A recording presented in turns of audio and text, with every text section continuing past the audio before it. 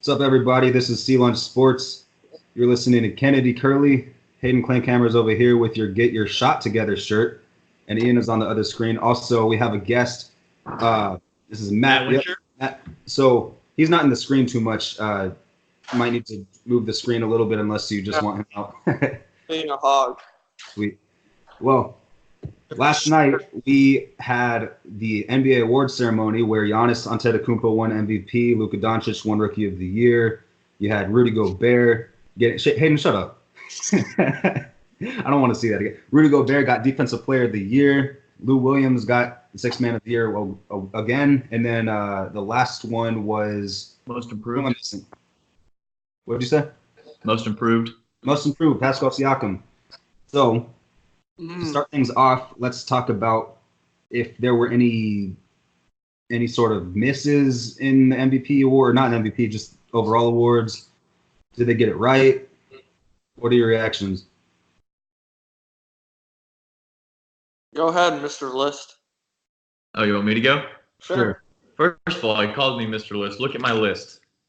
My list has nothing on it. So don't even come at my list. Be Spider-Man all the time. I'm going to be boring and not disagree with any of them. The one that was close, I think D'Angelo Russell could have been most improved. But, you know, the Raptors won a championship, so I'm not going to disagree with that. What, you have something to say? No. It's cool. No, I agree with them. I think they nailed it, which usually I don't. I usually think they get some things wrong. If James Harden MVP, I righted. But, no, I think other than that, they nailed it. I think that James Harden was close to being an MVP level. I think it was close. No. The reason I say that, he won it last year. He played better this year. Let me ask you this: do the award deciders, do they hate James Harden? Because I saw that report today that I'm sure it was a Rocket fan saying they hate James Harden, but that's one thing. I'm glad you brought that up, actually, because I think that I'm just going to go ahead and say Houston has some of the biggest crybabies in the world, quite frankly. You know, I have love for the city of Houston.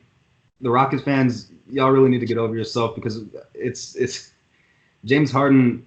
You can make the case that he won MVP, but the whole Rockets tweet and then this whole, act like Giannis didn't deserve it himself. There was certainly a case to be made both ways, but Giannis, I think, in most people's opinions, deserved it because he played defense as well as dominating the paint. He also created passes to his teammates, and he rebounded at an exceptional level. Wasn't he pretty close to winning Defensive Player of the Year? Yeah. He was definitely in the finalist list. Yeah. I mean, the fact of the matter is James Harden is good, and he's definitely worthy of being a finals candidate or MVP candidate. But when you have an MVP candidate who played extremely well on offense, dominating the paint, I call him the Greek god of the paint because that's pretty much what he is. And then he also plays at an elite level defensively. His team is also the best record in the NBA this season. And if you took them off, he affects them on both ends of the floor. That's are y'all laughing at something? At Hayden's stupid grin. Yeah, we're getting all kinds of reactions from Hayden. That's I didn't know if there was something on my face or what. Oh, you're good. You take him off the court, he makes that team significantly worse on both ends of the floor. I just think that it's very clear why Giannis got the MVP. As for Trae Young and Luka Doncic, I didn't think it was that close. Luka played better for the first 2/3 of the season than Trae Young, and he had a great last 1/3 of the season. Trae Young had a great last third of the season, but he didn't do anything the first third of the season. And actually, over the whole season, the season as a whole, Luka Doncic was better in every statistical category, including field goal percentage and including 3-point percentage, which is what Trae Young is supposed to be good at. That's supposed to be his go-to. So I don't have any problem with any of the picks. Pascal Siakam was obvious. Lou Williams, as I said before, they might as well just rename the award after him. And Rudy Gobert, we all knew he was going to win Defensive Player of the Year. The other two, I thought that they were correct as well. Go ahead. You got something to say. Go ahead. You had like 5 minutes to eat that, and you decided you wanted to eat it right before you talked. He would. Power move. That's because he knows what he's got to say is not even smart in the slightest. I gotta comment on the Lou Williams Award. Is somebody gonna start him or what? Because obviously he just wins the award every year. What? Yeah, I kind of want someone to start. I know they like having guys come off the bench and score, but he can start for somebody.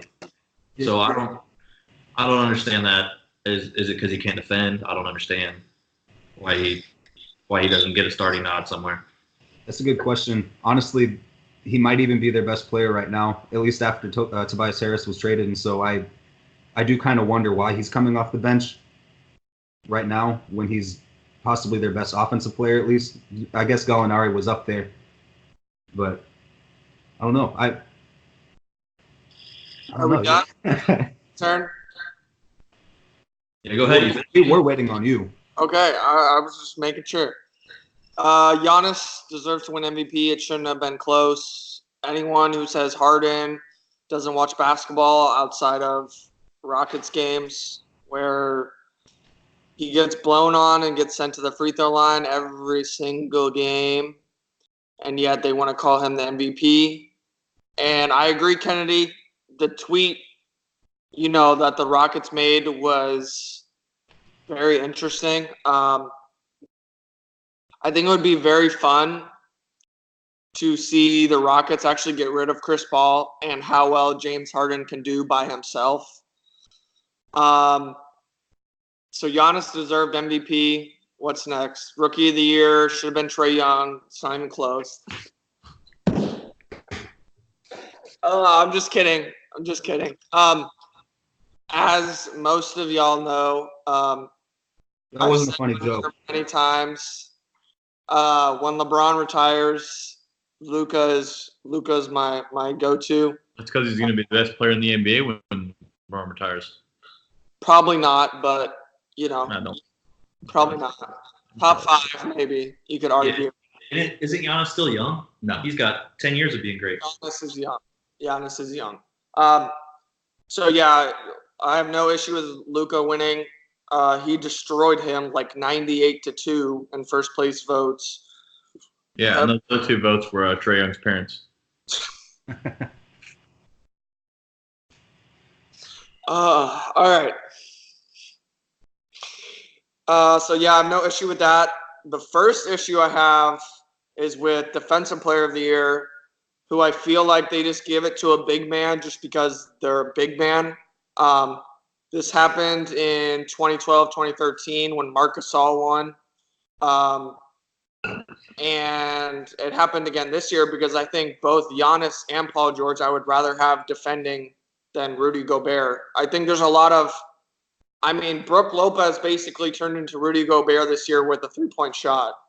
I think it's a lot harder to defend both the perimeter and the interior than it is to stand at the basket and use long arms and block shots. That's fair. Yeah, but the thing about, sorry to cut you off, but I think it's a bigger point, even though Gobert probably can't guard the perimeter as well, but he defers people towards the perimeter and they change their game plan. Oh, no, I agree. I think, but yeah, I guess it just depends how you look at it. But so I don't necessarily have that big of an issue with that. He's a great defender. Don't get me wrong. And now for most improved player, where I'm probably a little biased because my point guard, who I think is the future point guard of the NBA. No, you're done. Was in the running.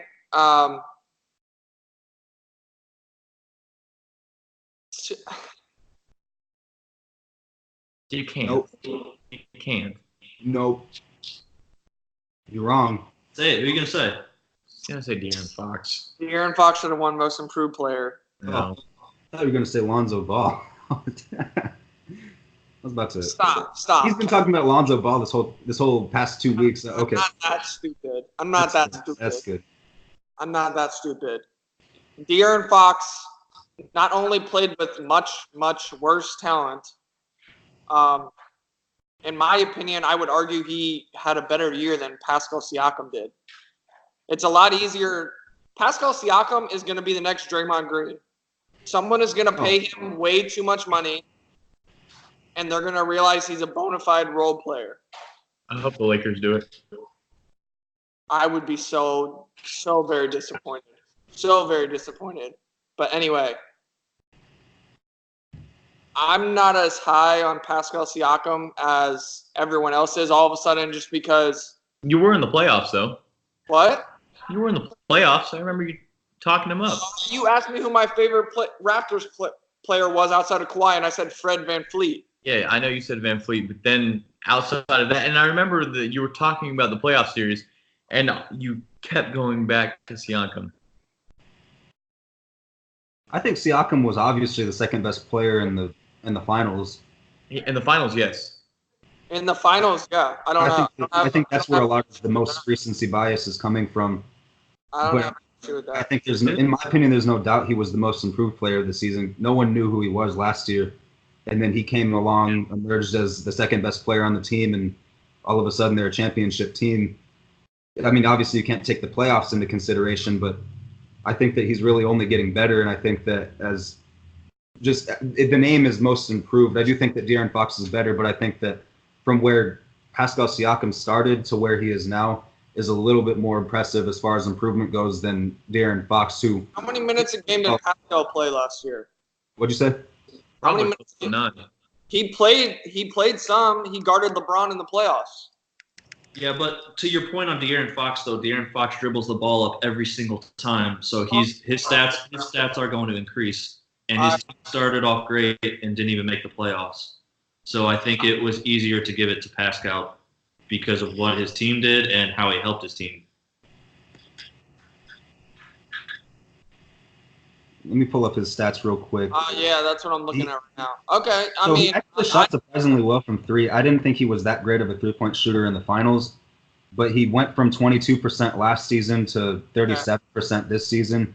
He also almost jumped up 10 points per game in 11 minutes.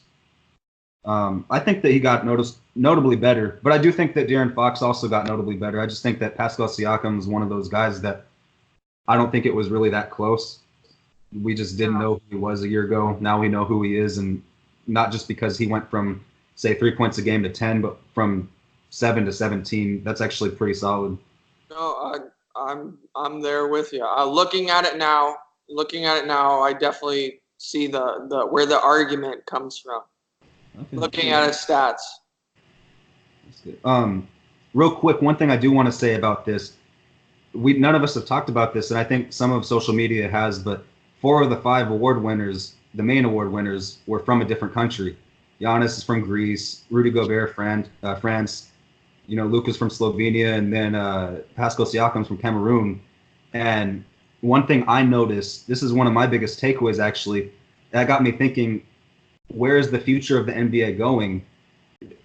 Like, we did our tier lists about a month or two ago. I don't remember when we did it, but I was looking at my tier lists, and as far as young talent, there's not, like, our tier 1 was guys like LeBron, Kawhi, James Harden, Steph.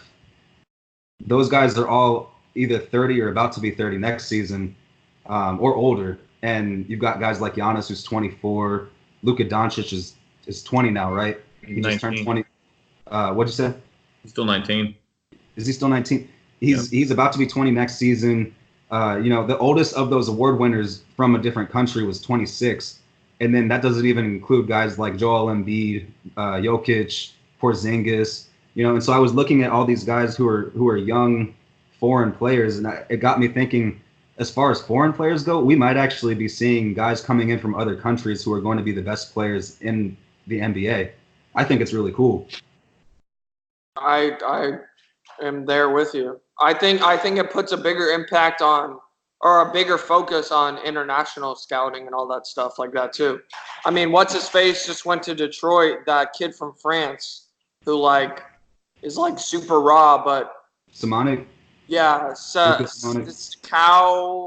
Oh, Sakau something. Duabayo. I have no idea how the hell to say his name, but yeah. Didn't he go he went high, didn't he? Yeah, to Detroit, 13 or 14. something like that. He was up there. You also have, not to, I mean, this isn't really, well, yeah, no, I got me thinking more. MVP caliber players at some point in their career. I came up with a list of 5 that I honestly think are like MVP caliber players from other countries. I'm just going to read it to you real quick. Giannis obviously just won it. Jokic was kind of a dark horse this season. Embiid was great this season, just doesn't stay healthy. But if he stays healthy, he's, I think, in that conversation at least some of the time. Luka has that potential, and I mean, we just saw him. I think his numbers were actually, I'm not saying he's better than LeBron, but his rookie numbers were better than LeBron's as far as offensive statistics go. And then I'm going to go ahead and actually say Ben Simmons. He's from Australia, and he lived there pretty much up until he was 16. I think he has that potential. As long as he gets if he gets a jump shot, there's nothing else he's bad at. And so, I mean, I'm looking at this list. Shoot the ball. Huh? He's got to be able to shoot the ball. That's what I just said. If he gets a jump shot, there's nothing else he's bad at. Yeah, but I think he's got to learn how to shoot the ball entirely. That's not too much to ask somebody. Blake Griffin learned how to shoot the ball. Marc Gasol learned how to shoot the ball. Jason Kidd learned how to shoot the ball. I think as a point guard, you should already be able to shoot the ball. He's 6'10". He came into the league as a power forward, and he's already learned how to play point guard. Yeah, point guard. He's a power forward. He's a point forward that dribbles the ball up. He's not a typical point guard is what you see. But I think to your point though, as far as international players, I think it just changed.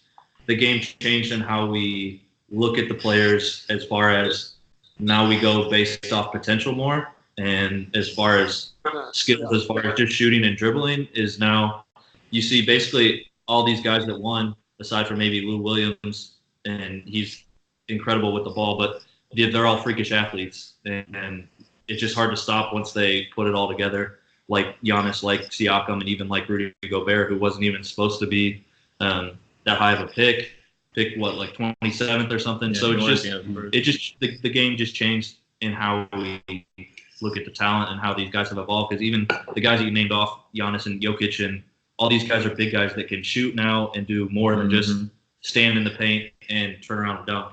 So I think the game changed, so did our talent. Now it doesn't matter where you're from. You're going to get noticed if you can play. Yeah, no, that's a great point. I think that. I think that's a good way to end this, and then transition into what our picks are going to be for next season, MVP and all the other lists of awards that we just named. Hayden, do you want to start? I will start. Yeah. I have Giannis repeating, which is kind of boring, but I'm guessing that they bring back their 3 big free agents in Middleton, Brogdon, and Brook Lopez. So you have all those guys back. You have Giannis, who is supposed to, naturally continue to grow. He's only 26. He's 24. 24. There you go, 24. So, not even anywhere close to really his prime yet. I think that one's not that out there. I think it's probably going to be pretty common unless, I never think Harden should win unless, but. Yep. There. Yeah. What happens if they go out and, what happens if they go out and put up the best record in the NBA now that the Warriors are a little down and maybe the Bucks don't have as good a season? What happens if Harden and the Rockets put up the best record? He'll probably win it. Doesn't mean I'm going to want him to. He'll win, but I still don't think the way Harden plays basketball, I don't think is, a productive way to play basketball. I don't think that's what we in the NBA should be striving for people to play like.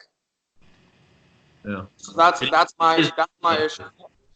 It is productive, but I agree with you that. Yeah, it works. It works for sure. But there's a reason he hasn't won in the playoffs, because in the playoffs the whistles stop getting blown, and he still does the same thing, and he puts up horrible shooting numbers, and can't seem to beat anyone. that really matters. So that's my whole issue with Harden. But I definitely could see him winning it. I wouldn't have been surprised even this year if he won. I don't think he should have won, but if he won, I wouldn't have. It wouldn't have been that shocking. I think I would have been surprised if he won this year. Well, he's a great offensive player in the regular season. I mean, he had a great offensive regular season, but I don't know. I think Giannis all around had a much better season. Oh, I agree. Giannis was better all around. I do think that if Harden won it, I wouldn't have been surprised just because we haven't seen someone average as many points as him since Michael Jordan in 1987. And that's a pretty long time ago. What was that, like 87? Is that 32 years ago? Something like that? Yeah. Yeah. It's 32 years ago. I mean, someone who scores that much, I think, is always going to be justified in getting the MVP. But with Giannis, there's a whole other element of he plays defense, he dominates the paint, he makes his teammates better. He's more versatile. Get the sense that Harden makes his teammates better as much as Giannis does, even though the ball's in his hands too much for that. And so I agree with you, Hayden. I wouldn't have been that shocked, but I think that it belonged to Giannis this season. Yeah. And I think it's going to be his next season as well. For the same reason, nobody's roster is really changing that much. As far like the top teams, LeBron's getting Anthony Davis, so his roster changes, but it's going to probably hurt his case for MVP. Harden, his roster is not changing that much. His production, I don't see him averaging 40 points a game. Maybe he does, I don't know. But everything as far as those two guys, maybe Kawhi could be a sleeper for it, but outside of those guys, I think that there's really not anyone else who's going to be contending for MVP. I think it has to go to Giannis again, unless they just have a worse season, which I don't think is going to happen. A dark horse I would put in there is Jokic again, just like this year. If the Nuggets go out and get the number 1 seed in the West, even though the Warriors are injured or whatever, I still, to me, that means that Jokic, if you look at numbers only, Jokic, technically, in my opinion, if we're looking at numbers only, Jokic should have been MVP this year, but he was never going to because he's in Denver and Giannis had the best record and all this other stuff. But go ahead. Are we saying MVP? Sure. Do you have an objection? Yeah, look at Doncic. Not the reaction I wanted. No, it's going to be Giannis. He'll repeat. Wrong. Right. What you got? They don't like giving the same awards to the same people every year. Otherwise, LeBron would have won it about 5 years in a row. My pick is actually going to be Steph, just because with Clay and KD going down, I think he puts up the numbers that he did when he took the league by storm and won unanimously. I think he wins a game. They kind of realize how good he can be by himself, even though they're not going to be what they were. I think he takes it somebody different. Otherwise, I think Giannis puts up the same type of year. I just think they don't like giving it to the same people every year, and that kind of changes votes. That's fair. I didn't even think about Steph, honestly. But so do you think that if the Warriors are, say, a 7th or 8th seed, that'll change the way that they view Steph's season? Yeah, I think they'll have to be top 5 seed at least, and I think they will be. I think they still have talent. I mean, they were still good before KD, and I mean, I know you're losing Clay, but you still have Draymond and Iggy and a couple of those guys, so you still have talent. Draymond's all you need. I think, yeah, best player in the league, right? I think they will be better.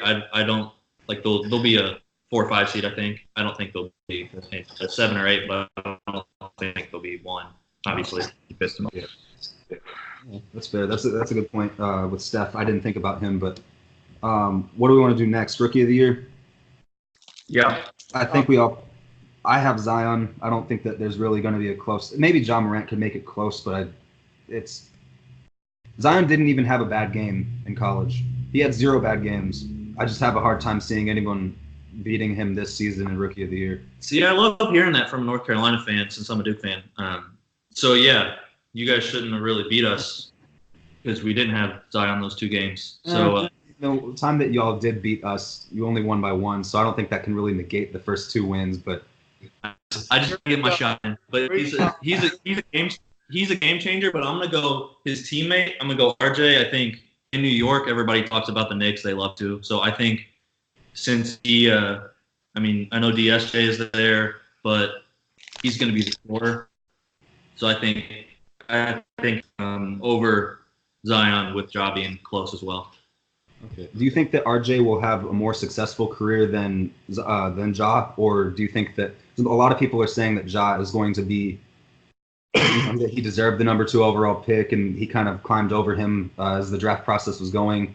Do you think that people kind of overlooked RJ Barrett a little bit? I'm just wondering because you're a Duke fan, obviously. I don't think they overlooked him. I think just in today's NBA, you go for explosive and highest potential, and I think Zion and Ja jump out because they have that explosive power, and people forget how explosive RJ is. But I don't know if he got overlooked. I think they played really well, and if you're not even considered to be the best one on your team, which everybody looked at Zion was, that you shouldn't go 1 or 2, but your teammate should probably go ahead of you. But I still think he's going to have a very good career because he can just score in any which way. And I think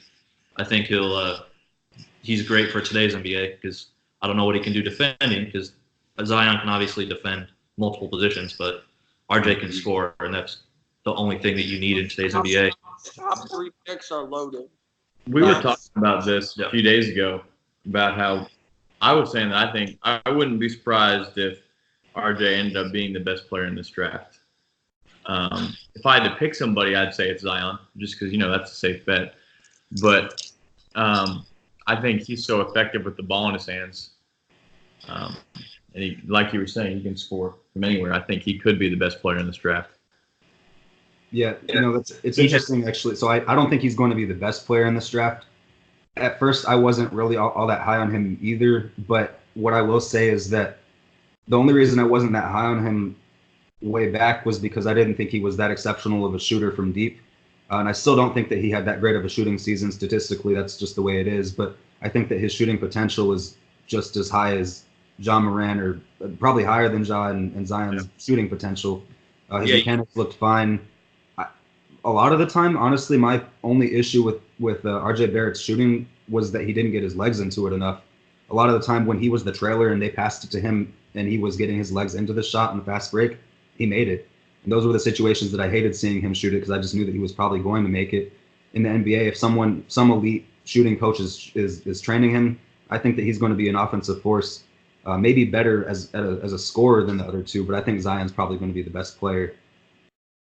See, and I think he kind of puts that chip on his shoulder since he was the 3rd and not 1 or 2, and he is in New York, so they're going to let you hear it if you don't put in the work. So I think he'll put in the work for it and make that shot better. Because he's got a little bit of Harden's game in it where he drives and can be, I don't know, he can finish, but he could be bailed out with a foul because he draws contact. So if he does get that shot, which I think he will, then I think he'll do pretty well. What are y'all's picks? All right, I'm gonna switch it. I'm gonna say Ja. You said Ja? Yeah. It'll be close. I like y'all were talking about with RJ. I think work ethic wise, from everything that I've heard about him, he's very gym rat like. So, the whole getting his legs more into a shot, I think that's easy enough to fix because his actual shot mechanic is pretty fluid. So I think RJ will make it a lot closer than a lot of people are wanting to talk about. There's a lot of people on that Pelicans team that like to have the ball in their hand. So I'm interested to see how that's going to work out because none of them are shooters at all. Obviously, I just watched a whole season of Lonzo Ball and Brandon Ingram brick 3 after 3 after 3. So they definitely can't shoot. They're inconsistent shooters. Zion is definitely an inconsistent 3-point shooter. He can't shoot at all, to be honest. 30%. I mean, that's not can't shoot at all, but I mean, still 30%. So he goes up 8%. He's considered a great shooter. 8%'s a lot. That's a big jump from 30% to 8%. Not if he's taking less shots. I mean, he also doesn't take as many as RJ or something. So I mean, it's not that many if you think his volume's not as high. But go ahead.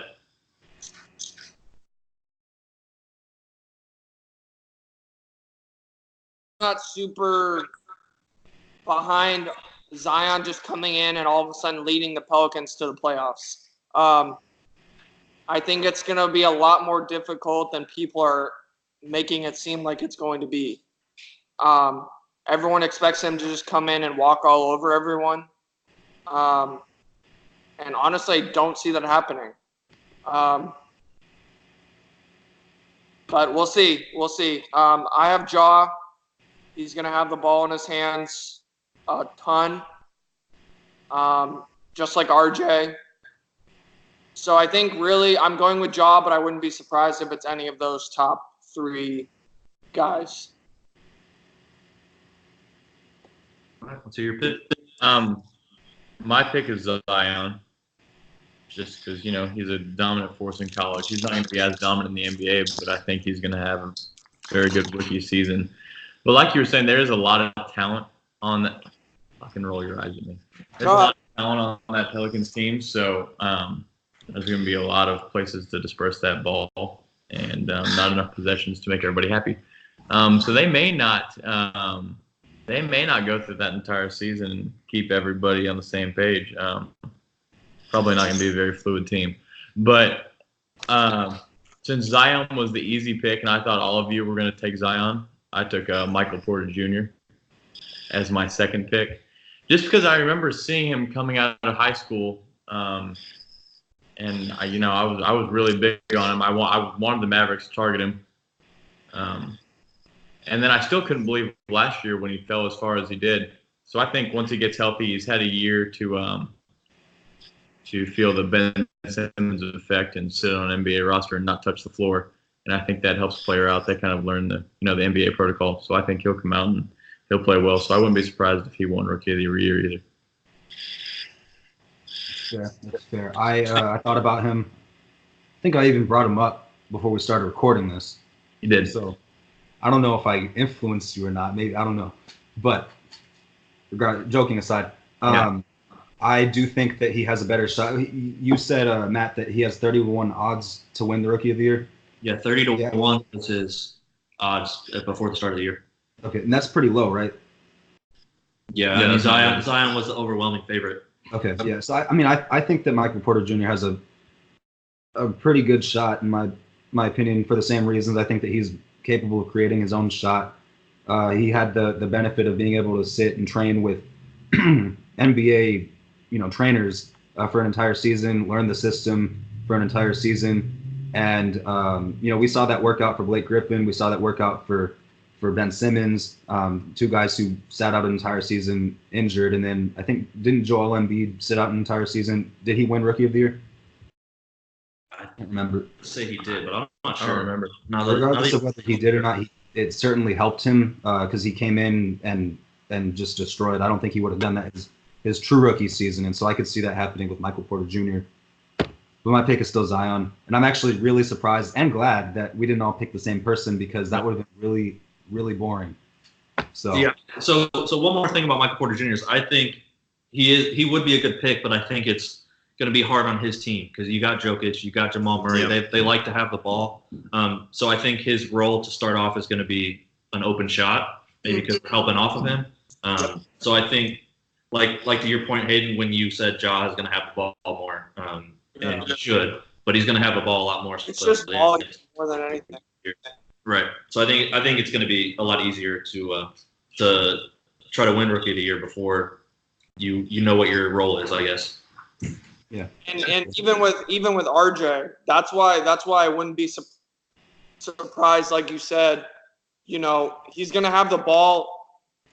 Yeah, Zion is a better talent, but he's going to have the ball more because there's a lot of guys in New Orleans that like the ball. And honestly, in New York, RJ should have the ball over every single person on that team already.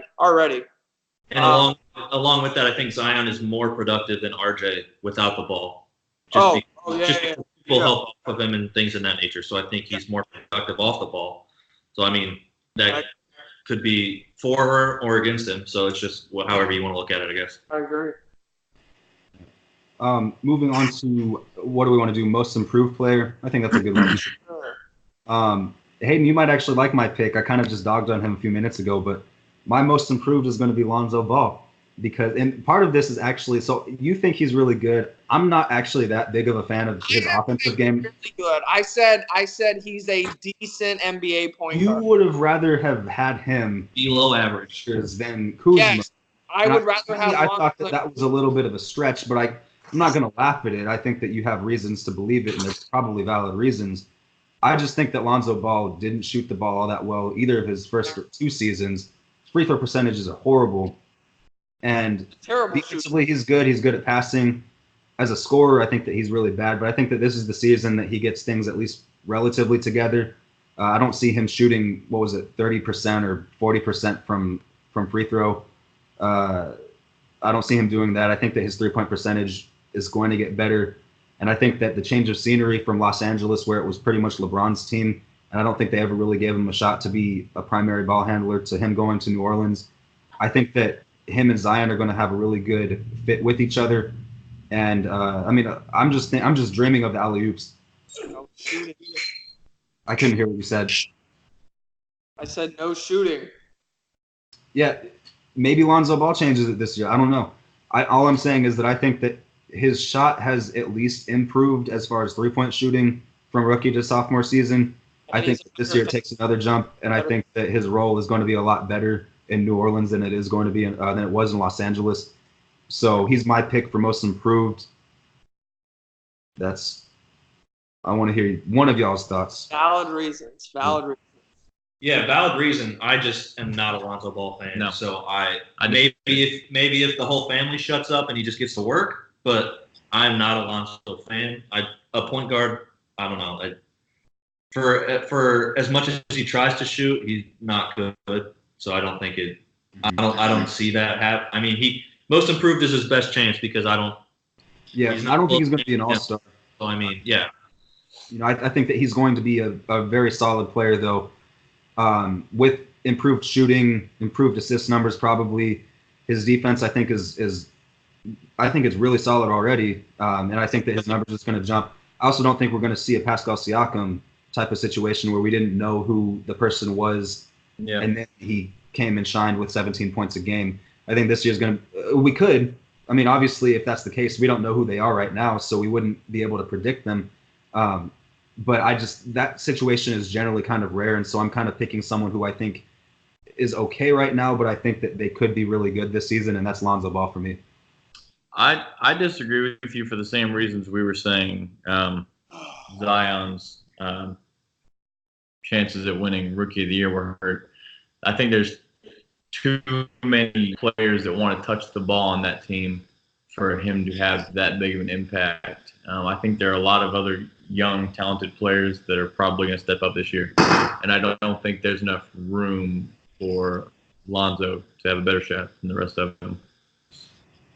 Who's your pick? Want to know my pick? So I'm going to stay with so originally I had Wendell Carter. I'm a big fan. And then you said Lonzo Ball, and I had a list of guys that I was kind of rattling off my head. So you said Lonzo, so I was like, screw it, I'll change mine. And I went with Brandon Ingram. I know Hayden probably hates him, but he's built like Kevin Durant. Shut up. Oh, my God, I'm so tired of this comparison. He's talented, and he just doesn't have a work ethic. And honestly, it feels like he's not trying. So I think if he's got to change of scenery, I think he could definitely be the best player on that team over your boy. He's the best pure scorer. If he's the best player on that team, then I think that they're in trouble. Personally, I think he's good, but him as the best player on the team over the past few seasons with the Lakers hasn't worked, and I don't think it's going to really work with the Pelicans either. No, I don't. It hasn't worked so far, but I think he has the potential to be really good. I personally am just going to bring up a stat here. He averaged 18 a game, so I think it's going to be real hard for him to. Did he really average 18? He averaged 18 a game. Half the team was injured. So, but it's going to be hard to win Most Improved when you're going to have to go for 25 or 26 a game at least just to even be considered. You're going to have to be an all-star. 18 to 20 isn't going to win that award. No. Right.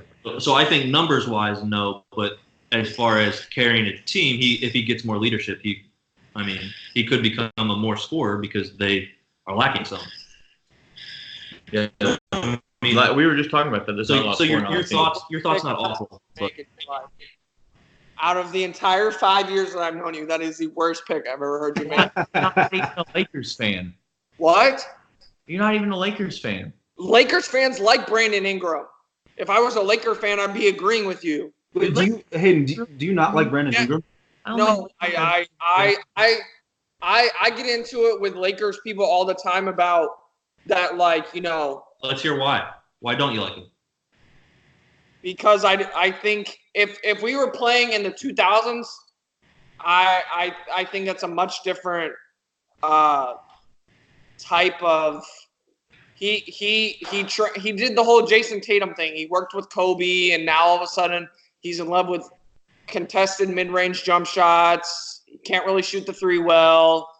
He has the length, the measurables to play defense, but he doesn't want to play defense consistently. He shot 33% from three. How's that? That's not good enough? Is that what you're saying? Is 33% good enough, in your opinion, for an NBA wing?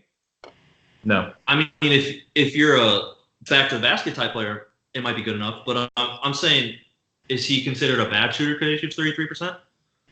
In my opinion, yeah. I don't think he's bad because of that. I think he's just not a great one. Because 40%. I think he needs to improve his three-point shooting. League average is 35%. So, yeah, that would be bad, in my opinion. Bad three-point shooter. I'm just into it. No, he's a good mid-range scorer, don't get me wrong. But a lot of his numbers are inflated because half the team was injured after All-Star break.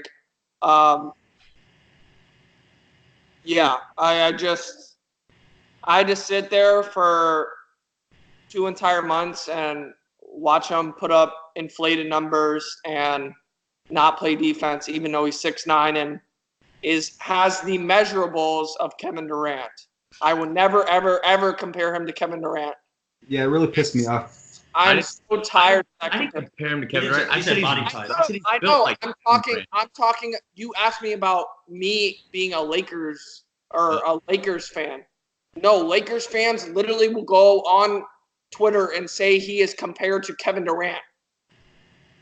If he was compared to Kevin Durant, he was compared to Kevin Durant out of the draft. That's what I was going to say. Is that was trash. I thought that was a horrible comparison. Even this year, I will find tweets and send them to you after this of people saying that his game is compared to Kevin Durant. And that makes no sense to me. And I bang my head against a wall. Exactly. Thank you. That's do you think he's built like Kevin Durant? And is that why they're saying that's why they're comparing their game to each other? Because they are built. No, because he has potential of Kevin Durant. That doesn't make any sense. There's a million guys that, Bruno Bulo, whatever, was compared to Kevin Durant too. He's not even in the NBA anymore. Coming back. Jonathan Isaac is also someone who was compared to Kevin Durant coming out. That was blasphemous. Okay, that's my point. Jonathan Isaac is a bum, but not as big of a bum as your boy Josh Jackson. Hey, Josh Jackson. But yeah, Jonathan Isaac is not good either. No. Hayden, who's your most improved player? Jamal Murray. Of course it is. God, suck his dick already. I'll look up that too, because I think for the same reason. I think that's Jamal Murray is up there.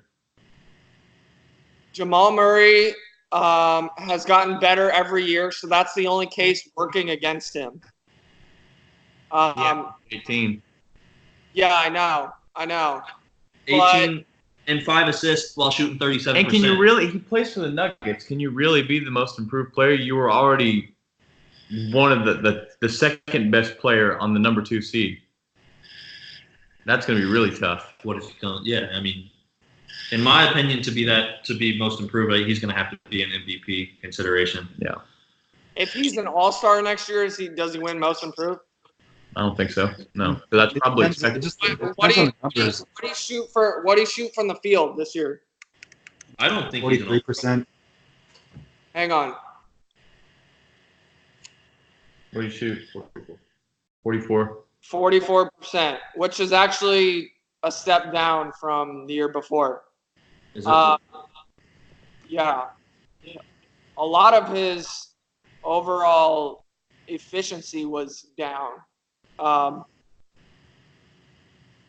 Those aren't bad efficiency numbers, but I just don't think that. Yeah. I think if he can get his field goal percentage to around like 48% and like 38% from 3 and get his free throw percentage back up close to 90s, even if he only averages 19 or 20 points, I think if going from shooting 44% to 48, I mean, that's 48, 38, and 90 at the free throw line. I don't know. Yeah, but I mean, that's an improvement, but is that the most improved player in the league? Obviously, we're not going to know until next year, but even if he does that, I think there's going to be players out there. I think I value stuff differently than I'm super hot. Like, efficiency is like a big fucking deal to me, as you know. You really got to stand out to win that award, and I don't think that improvement in those stats are going to make him stand out enough to even be in contention. I don't think. Again, I'm a big efficiency person, but I think that totals are also needing to be taken into account.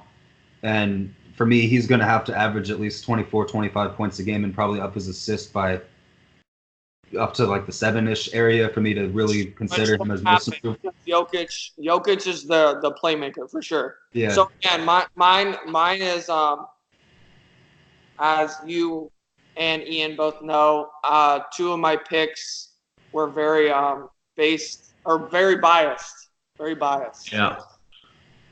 But So for my most improved is, and I had to do some research just now, but I did Jaren Jackson Jr. I almost did him. I really almost did him. I think a ball handler in job can make that offense explode. So he still averaged 14 a game, but now he won't be the focal point, I guess. And so I think they're going to be inflated a little bit just because of transition game. And then obviously he's a decent defender. So I think if his all-around game kind of picks up a little bit, I think it'll be. I don't have an issue with that. That's a good pick. Yeah, he was my close second, actually. I think that also going back off of what you were saying, I think that if he improves his rebounding numbers as well, right, there's a case to be made there because I think he's going to get better as a scorer. His defense is already pretty solid. Really, my only issue with him as a player is just he doesn't rebound well enough for someone who's the team. Which I just saw. It was 5 rebounds a game. So for a power forward, that's not going to cut it. No. Yeah. So if he improves that, I think that he has a great chance in that. But he was my very close second, and so I'm glad you said that because I wanted to bring him up, but I just put my faith in Lonzo Ball. I just think an explosive point guard will help. So if he's averaging 14 and 5, if he goes up to the 16, 17, and 10 or 11, I think it'll put him at least in the talk for it. Plus, he'll have a whole season without Mark Gasol being there. Right. So that was kind of a weird fit anyway, but yeah. Right. Well, so I don't mean to rush this, but I do have to go somewhere at about 8, and so I'm not going to end it, but I do want to just quickly finish my list. I'm going to say, a sixth man of the year, Lou Williams. Yeah. As I said, we might as well just rename the award after him. But who knows? Maybe he'll start with them. So I'm just going off the assumption that they don't start him and he has the same role. I don't think that there are really too many sixth men out there who are like him now. And then the other one, defensive player of the year, I'm going with Giannis, actually. I thought about Rudy Gobert, but I think to Hayden's point, it's very impressive for someone to be able to defend the perimeter and to be able to defend the paint. And Giannis has only been getting better each season, offensively and defensively. And so I kind of expect that to continue, just because he's only shown me that he can get better and that he does get better. And he was close to winning it this year. So I'll go next because I agree with both of those picks. I think I had Lou and Giannis, but I think two names to throw out separately were six man. I was thinking Josh Hart, just because he can come in for the Pelicans and bring some shooting. So if he can make a high percentage of them, he can inflate those numbers and stay in the game more. And then obviously you can't put up numbers like Lou Williams does as six man. So I think it's his to lose if he comes off the bench. But then as defensive player of the year, Zion, because like you talked about, he can defend multiple positions, and if he can get a couple blocks a game, you already know SportsCenter likes to talk about him. So what's to stop the hype from thinking defensive player of the years too? The NBA will probably stop that. You're playing NBA talent. We'll see. Well, I mean, yeah, athletic ability. I do think that he's someone to watch out for because in college he was someone who, if you had even 2 steps on Zion, it wasn't enough. He was still going to come from behind and block your shot. He's just that athletic, and I know that NBA it's a little different, but he's still an elite athlete in the NBA. He's not as elite compared to his competition, but he's still that elite of an athlete to where I think that he's still going to have the ability to come from behind and recover on defense, or just to be able to stay in front of his opponents, whether they're shooting guard, small forward, power forward, center. It really doesn't matter. He is that elite. But my pick still is Giannis because he's also elite athletically. Right. And he's been in the league for a few years now. He's more developed. He's a little longer, and he was pretty close to doing it this year. I think that he's just going to I think that he's got it down next year. But I think that Rudy Gobert is obviously going to be in the conversation because he's also still long. And he's just been doing it for so long as well. I don't see him just dropping off of the defensive planet. So, Giannis, my pick. Unfortunately, I have the same. Lou Williams for six man and Giannis for defensive player of the year. For literally every single region that y'all just mentioned. So, unfortunately, this is kind of a boring part of the section. That's okay. Lou Williams. Who's your defensive player of the year? I know you got somebody different though. Yeah, but my defense player of the year is Paul George. Okay, that was my second. I thought about it for a second. I can go with that. Yeah. That's not that shocking to me. No, he just hasn't won yet. Has he won one? No. I was gonna say I didn't think he did, but he was in the top 3 there this year. For somebody not winning one, he's top 5 at least every single year. So that's not a shocking pick. Sweet. Well, that concludes our talk about the awards, both for yesterday and then also for next season. But we do have some off-season rumors. The Celtics are being linked to Kemba Walker right now. They are presumably losing out on Kyrie Irving and Al Horford, and so their off-season could go multiple ways. What are y'all's opinions on their off-season? Do you think that they should go the Kemba Walker route? Do you think that they should go another route? What are the areas of need that they need to address? I don't really care who starts. I could start if y'all want. So I'll just go real quick, just because I honestly don't think they're going to get Kemba. I think they're the 3rd or 4th option at least to get Kemba. Now, if they throw a whole bunch of money at him, who's to say he does? But because they are going to have money. I think more realistically, I think that the Rockets, which we kind of talked about, is they might try to get Jimmy Butler instead, and try to get rid of some cap. So I think the Celtics, and I've seen this a couple times, that might try to trade for a Clint Capella as somebody to replace Al Horford. So I see that as a better fit. I think they can use some defense. So I think that's a better fit as far as realistically than Kemba. I do like that. I think that the Celtics, really, I think a lot of teams should be interested in Clint Capella because he's really solid at center position, and he also doesn't get paid a crazy amount. I think he gets paid about $14 million, which I think the league average is 15 million, so he's not tremendously overpaid like guys like Andre Drummond or Steven Adams who are good, just paid quite a bit. But my thought actually was thinking, I agree. I think they need to upgrade their center position. And as far as free agents go, I actually like the fit for DeMarcus Cousins going to Boston. I don't know that he's not going to get a max contract. He's not going to probably get a crazy multi-year deal. And the Celtics, I think they have room for one max player, but I don't think that Kemba Walker. Do they have room for his max, or do they only have room for the guys like D'Angelo Russell and younger max player contracts? I'm assuming max just because Kyrie left and he was making max. So I'm kind of just assuming that. I don't know that for sure. I can't remember if they have 30 million or 34 or something. I know that the veteran max is 32 and around 32, and so I don't know if they have quite the max yet or not. But if they do, I still don't think Kemba Walker is going to go. I think it's between Charlotte and I mean, I don't want to say the Celtics are out of it, but I think the Mavs have been in it for a long time, and I don't think that they're. I know, Hayden, you're smiling. Yeah. I mean, it's been a talk for a long time, and I'm pretty sure the Mavs have a great relationship with his agent, and so that's pretty big in the NBA. But yeah, I think that the Celtics, they already have Terry Rozier, they have Marcus Smart. If they want to trade for a better point guard, I think that they could. But as of now, I think that they're adequate at point guard. They don't have a star, but they're adequate, and I think that center is something. I think DeMarcus Cousins would do a lot of great work there. Brad Stevens is a great coach, and offensively, I think DeMarcus Cousins took a step back this season because of his Achilles injury, but he'll have the whole offseason to be able to recover again. And he was still pretty good this season, to be quite honest.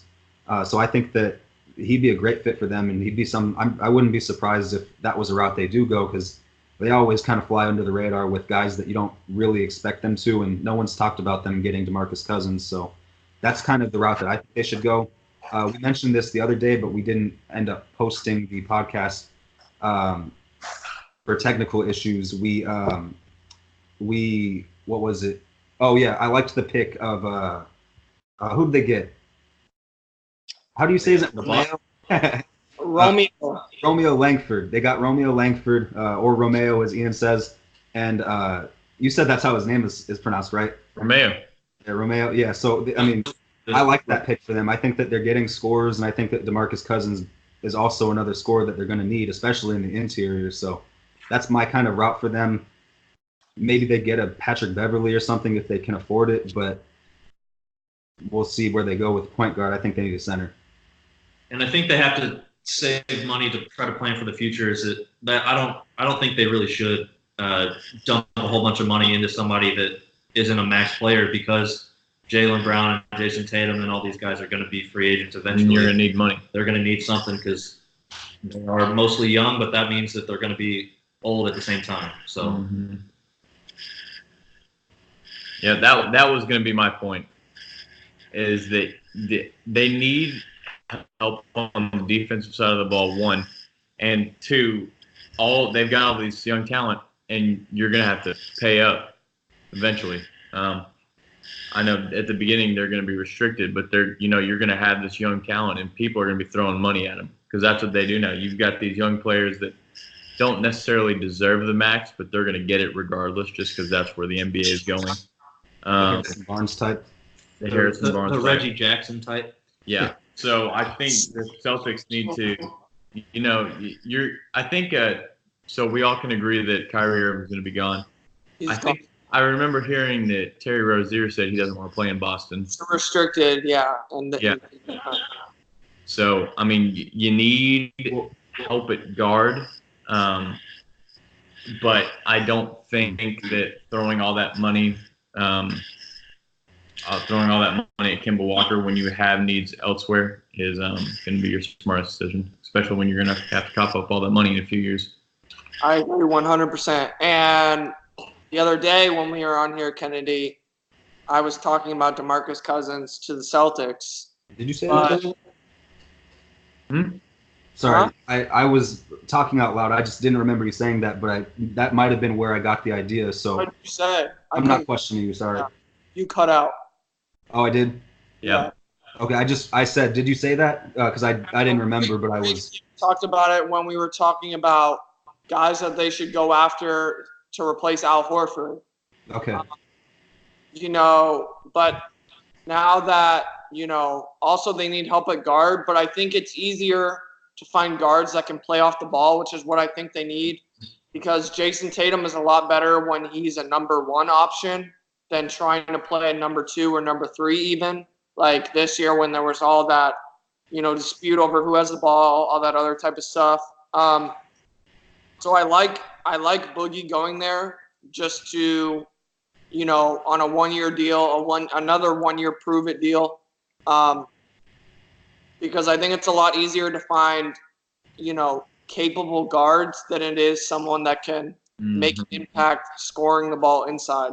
Yep. So I agree. I think Boogie's a good move, but also at the same time, not throwing all that money at Kemba Walker and instead building out the rest of your roster. One thing I also think that no one's talking about and people are kind of even dismissing is that Gordon Hayward had an off year, but I think that he could very well be back to normal next season. Yeah. This year was a little bit of a weird season because he spent a whole year pretty much not being able to use his leg or having to rehab his leg. And so I think that kind of threw him off. But I think coming into next season with more rehab and with more training and getting back into the swing of things, I think that he could be a solid scorer for them off the ball or even with the ball in his hands on the wing. And I don't necessarily think that they need another wing scorer with Kemba Walker. But I do think that he would fit just fine there. I just think that they need other centers. But that's all I have to say about the Celtics. Do y'all want to talk about the Rockets? Yeah. Yeah, so the Rockets have been linked to Jimmy Butler recently, who's actually from Houston. And the thought is that he would sign and trade. He'd sign with the 76ers and end up getting the 76ers will end up getting assets back. Maybe someone like Clint Capella or Eric Gordon or who else was there? PJ Tucker. They have a lot of assets that they can trade. Do you think that would be a good fit for Houston, or do you think that would be something that they should avoid doing for whatever reasons? Well, I didn't like Chris Paul and James Harden trying to work together, and that does, I don't know. Some people could say it worked better than they thought. Some now with all the rumors, you could say, well, you saw that coming. So I don't know how they're going to add another ball dominant scorer to that with Jimmy Butler. And the big personality. Yeah, that's the biggest thing for me more than anything. Me too. Yeah. And that's three big time, big ego players. Yeah, there's not a chance that works out in the locker room. I just don't see that being a good move for Houston. I think they're going to have trouble getting all that to mesh together. And I still don't know if there's a lot of talent, but I don't know if that's going to be enough to win a championship. And the risk you're taking with the 3 guys that you're putting together, I don't think the reward is going to be as big as the risk. And I think you're going to end up crashing and burning a little bit with that. Yeah, I think he would be a better fit if Chris Paul wasn't there as well. Yep. And I think Butler and Harden can switch on ball and off ball, and I think that would work better. But with Chris Paul there as well, trying to distribute, I don't. That's too many. That's not enough possessions. Yep. So I actually think that I agree. I think that if Chris Paul wasn't there, I think that they would work well together. But I also think that if James Harden were out of the picture and it was just Chris Paul and Jimmy Butler, I think that they actually might be decent teammates with each other just because they're both the competitive type of guys who, just when they go to work, and they might rub each other wrong, a few ways, but a few times. But Kobe did that with a lot of his teammates that ended up working out. And Jimmy Butler's the type of guy who I think, he's obviously not afraid to cuss you out. He screamed at the Timberwolves, y'all need me in the middle of practice. And actually, I read an article. He wasn't wrong. He wasn't wrong. No, actually, I think I love Jimmy Butler, and I love him for that reason. The fact that he's competitive enough to be frustrated with a bunch of young, talented players who should have been better than they were, and he was able to voice that. That's not something you see too many NBA players do. Could he have gone about it a little different? Maybe, but I think that the fact that he has that mentality, I think that's wonderful. But I think that I just don't see him and James Harden having that great of a connection because James Harden, everything runs through him. Jimmy Butler can play off the ball to a certain degree, but I think that certain degree is what he did in Philadelphia with Ben Simmons and Joel Embiid. They all had great personality, meshes with each other. Houston, it seems like there's already a lot of trouble there anyway, and Jimmy Butler just doesn't seem like the guy who's going to make it any better, or he's not. I don't think he's the type of guy who's going to put up with it. So I don't really like it, but I do think that, I guess the talent makes sense. I don't think that Houston. First of all, I don't think they'll be able to pull it off. I think he's going to stick with Philadelphia, but even if they could, I just think that that's a disaster waiting to happen. Yep. I agree. Where else do you see potential fits for Jimmy Butler? I know, because as far as some of these teams you think of that are fringe contenders that need some help, a lot of them already have good guards. So where do you see him fitting in as far as, because I honestly didn't think he was going to go back to Philly, but I don't know how many potential fits that are even there. Okay, yeah. So I think Philadelphia is a good fit for him, but I also think maybe a team like the Lakers. I don't know that they'll be able to pay him, but I do think that he, as far as shooting, no. But I do think that he and LeBron, as far as personalities go, I think that they would fit well together. Once again, the competitive nature of both of them, I think that they'll be on the same page. Maybe the Clippers. Otherwise, I can see that. I can see that. If anywhere outside of Philly, I think the Clippers has to be relatively high because, like you said, most of them are off-the-ball shooters anyway. You know, that's what they're best at. Another one I thought of was the Nets with Kyrie if they miss out on KD. Yeah, I could see that. Yeah, I don't think it works in Houston, and I think a sign and trade would work for Philly because they're trying to get something back for him, but I don't think it would work in Houston. Yep. Solid. Well, I think that's all that we have for today, correct? Yep. That's it. So it's everything we've got. If you listened to this this far, we appreciate it, and go ahead and give us a follow at Lunch Sports on Twitter, and DM us any ideas that you have or any thoughts that you have, or if you think that Hayden is trash, we're welcome to that too. But yeah, just go ahead and give us a follow. And until then, we should have a podcast up in the next few days. We're thinking maybe Friday. So until then, y'all have a good rest of your week, and we'll see you later.